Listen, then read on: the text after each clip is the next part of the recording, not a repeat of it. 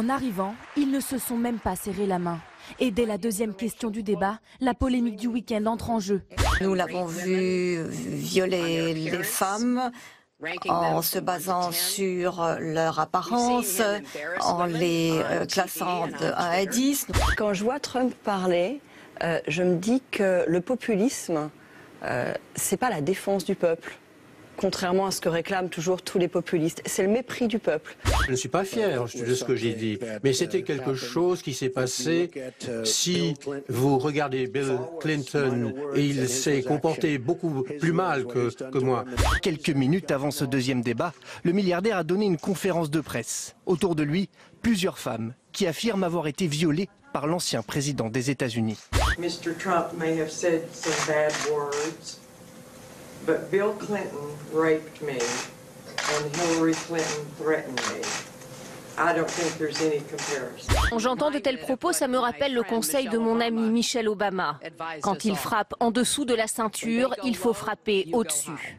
I've never seen such a dirty political campaign. Je n'ai jamais vu Et j'espère bien une campagne politique aussi sale. Je traduis quand même. J'espère bien que jamais une campagne française ne tombera à ce niveau d'ignominie.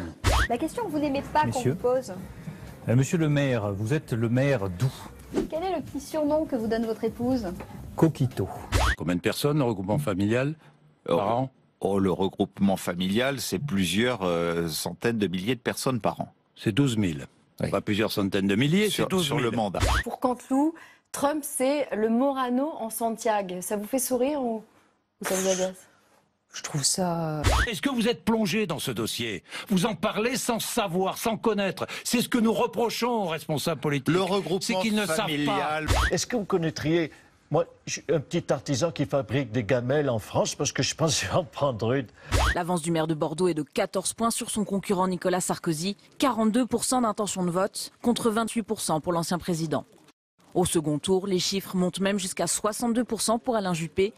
Non seulement j'y crois encore, mais je m'interroge, si vous voulez, sur la qualité des sondages. Je ne dis pas que les sondages se trompent tout le temps. Je pense que pour la primaire, les choses sont compliquées. Pour 30 000 € à Nice en 2012, on avait 4 rangées de projecteurs qui éclairaient la salle, une rangée de projecteurs tricolores. Et si on compare avec hier, tu vois, ça ne fait pas forcément le même effet. Vous êtes prête à vous battre pour lui, pour retourner à l'Élysée? Je suis prête à me battre pour lui et l'aider autant que possible. Ça, c'était officiellement le même prix, 30 000 € les deux. Donc hier, il s'est fait arnaquer?